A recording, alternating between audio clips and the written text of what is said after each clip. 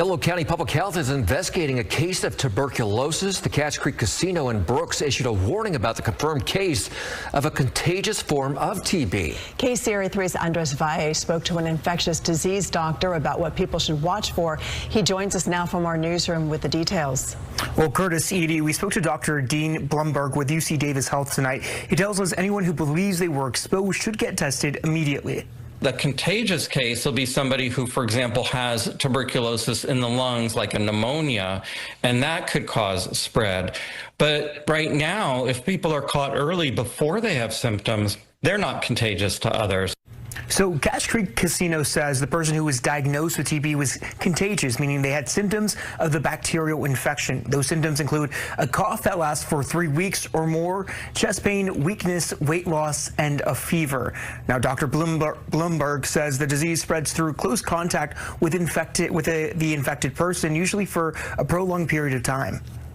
They'd be concerned with the employees who were there for a long time, any companions or part of the group that they were with, and probably less likely casual contacts at the casino.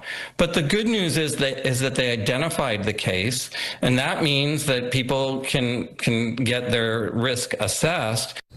So Cache Creek Casino declined our request for an interview tonight, but they did say they're working with the county to conduct contact tracing and notify anyone who may have come into contact with the infected person.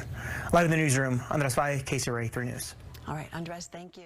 We have a health alert for you tonight. 2 siblings who are students at Klein Cain High School have been diagnosed with tuberculosis. Health officials are now doing contact tracing to see who else may have been exposed. Orko Manna joins us in the newsroom tonight with what doctors have to say. Orko? Well, Len, according to this email sent out by Klein ISD, Harris County Public Health says the 2 students were diagnosed with active tuberculosis. That's the version of the disease where you actually feel sick. TB is contagious, but treatable and curable with medication. Klein Cain High School says the 2 siblings diagnosed with TB are receiving medical care right now, adding that they're not on campus and will not return until they're cleared by a physician. The school has notified any students or staff who may have had a class or close contact with one of the students, and Harris County public health officials are doing contact tracing to identify anyone who may have had prolonged close contact with them. Now, here's some more information about TB. Symptoms of active TB include a cough lasting 3 weeks or longer, chest pain, coughing up blood, weakness or fatigue, weight loss, loss of appetite, chills, and fever. TB is spread through the air from one person to another through speaking, coughing, laughing, or sneezing, and the germs are more likely to spread in indoor areas or crowded gatherings. Anyone can get TB, but you might have a higher risk if you have a weaker immune system. TB can be deadly if not treated properly. What are some of those treatments that are available for them?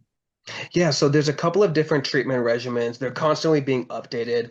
You know, the unfortunate thing about TB is that the treatment's very prolonged. You know, we all think about, you know, your classic pneumonias and things like that, where you take antibiotics for 14 days. But for TB, you can be taking antibiotics for 2 months up to 6 months for completing the treatments. If you miss a lot of doses, then you may not be adequately treated. So it's really important that when you are treating TB, they're actually completing. An important recall notice for you this morning. The FDA says nearly 100 people have gotten sick from a salmonella outbreak linked to recalled eggs. The products are from the California-based company Country Eggs.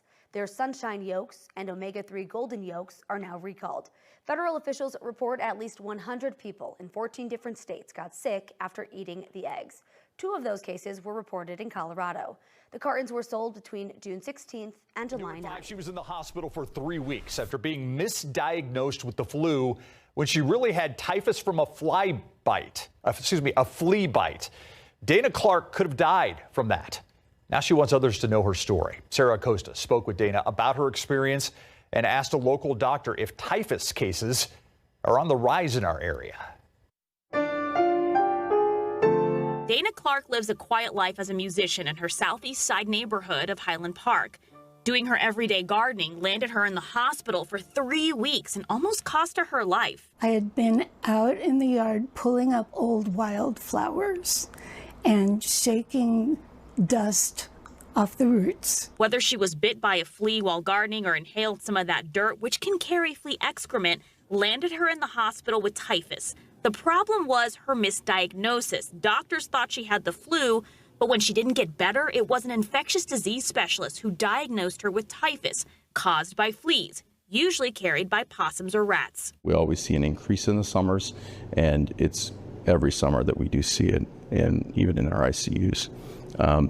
San Antonio has endemic for this infection, but even farther south in the Rio Grande Valley, they have even higher rates. Dr. Christopher Dayton says symptoms can be similar to the flu: high fever, chills, low appetite, but a test for typhus can put patients on the right path to the right treatment of antibiotics and can be cured quickly. Last year, Texas had 847 cases. That's according to Texas Health and Human Services. It says as of right now, we're at 550. Is that still a relatively high number for the year not being over yet? Yeah, I think that would be. Now we're almost done with the summer season. Like I said, there's a delay in diagnosis. So the ones for August, July may not even be in there yet. And so I would say that's high. Dana says if she had been diagnosed sooner, her recovery would have been a few days versus 3 months. Now she just wants others to be aware of her misdiagnosis so it doesn't happen to them. It's not like it's going to happen to everybody who gardens, but the severity of it and the fact that it's misdiagnosed all the time, if you do get it, it can stop your life. Sarah Costa, KSAT 12 News. Now to a troubling report from the East Coast. With warmer coastal waters, more waterways in the U.S. are seeing a rise in flesh-eating bacteria. Dr. Sanjay Gupta spoke to one survivor who says she's lucky to be alive. I thought she was going to be a goner. Stephanie and Lacey, two sisters, taking a walk they thought might never happen. It was just last year that Lacey almost died from a flesh-eating bacterial infection. You wouldn't believe the pain. It's just, I wouldn't wish it on no one. And the whole time I thought I had the flu. It started with pain that seemed to come out of nowhere. Then came difficulty walking. A few days later, Lacey's daughter rushed her to the emergency room in her small town of Brookhaven, Mississippi, where she was diagnosed with an infection caused by the deadly flesh-eating bacteria known as Vibrio vulnificus. She was so sick that she was immediately airlifted to a trauma hospital in Jackson for emergency surgery.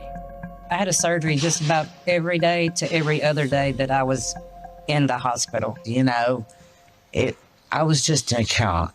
They told me he'd cut all her thigh out, part of her behind. I went from being a healthy person to I have to have a cane or a walker. And I'm thankful to be here, though. Very grateful. Take a look. This is the bacteria. It loves warm, salt, and brackish waters. Sometimes people get sick through contaminated seafood. Other times, it is open wounds. Thankfully, the more serious type of infections are rare, maybe a couple hundred reported in the United States every year. But out of those, 1 in 5 may die, and fast.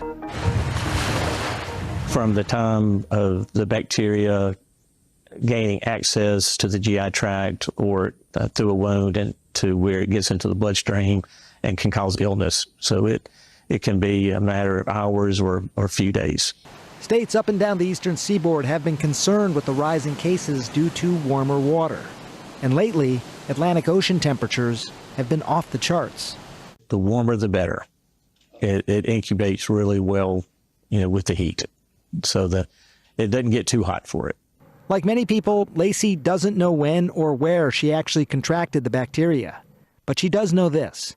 That little pathogen changed her life forever. It was a nightmare. It was just a nightmare. I don't wish it on nobody.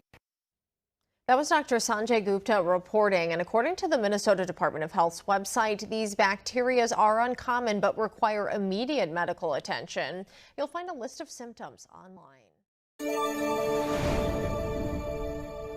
The city of Abilene sprayed insecticide around some parts of town after mosquitoes tested positive for the West Nile virus. I'm Tori Garcia, and we spoke with some residents around here who are taking their own precautions to stay safe and healthy.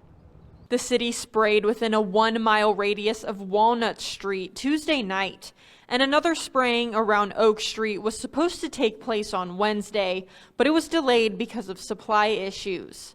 The West Nile virus, which is spread by mosquitoes, can cause a range of symptoms, from a fever to muscle aches.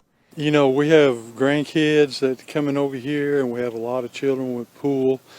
We have a lot of mosquitoes. So very concerned about the mosquitoes that are here in Abilene.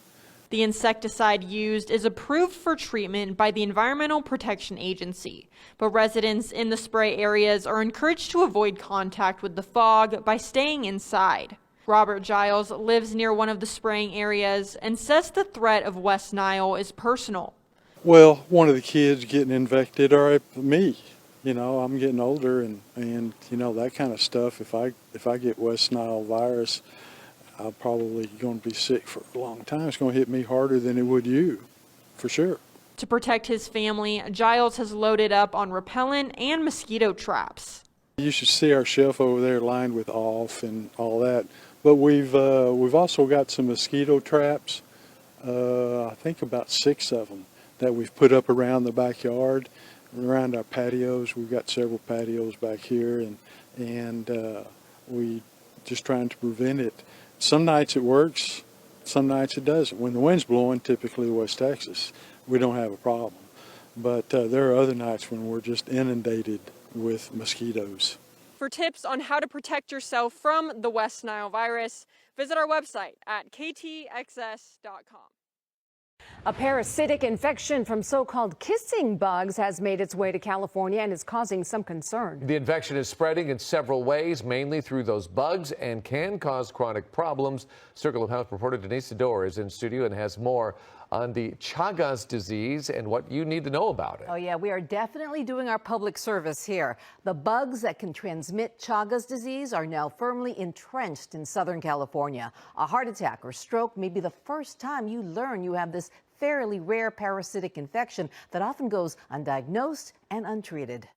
In the wooded areas of Griffith Park live tiny insects that could harbor a dangerous parasite. The so-called kissing bugs often attack the face. I think if something bit me on the cheek, I would know. But most who get bit don't know they're infected. People often ignore the initial symptoms such as flu-like illness and rash, or they don't experience any. A lot of people get infected when they're little children, very, very young. And it can stay dormant for 30, 40, 50 years and then manifest itself as premature heart-related issues. Dr. Suman Radhakrishna with Dignity Health California Hospital says Chagas disease can lead to heart attack, stroke, and difficulty swallowing. Of the 300,000 infections nationally, researchers say California has about a third of those cases. Los Angeles County now tests for Chagas and collects data. Most of the infections occurred in other countries. But about another 23% or 22% of people, you didn't really see why, so we assume that they got it locally. Dr. Radhakrishna says infections are treated with anti-parasitic medications. The longer you have it, the more difficult it is to manage and treat. If you catch them early on and you treat them, then they don't go on to complications. Although the parasite has been detected in local wildlife, such as rats and skunks, Chagas is not transmitted from animals or from other people. Bites are the main culprit. Insect repellent can help, but it's not recommended for the face. Experts say the best protection is awareness. Now pregnant moms can transmit Chagas to their fetus. It's also been passed through organ donations and blood transfusions. That's why more testing protocols are in place. Pets can get it if they're bitten or if they swallow an infected bug. Dr. Radhakrishna's advice is to not change your outdoor routine. The benefits of hiking outweigh the risks. So we just want people to be aware when they're out there, you know? Yes, good advice. Okay. Really good advice. Thank you.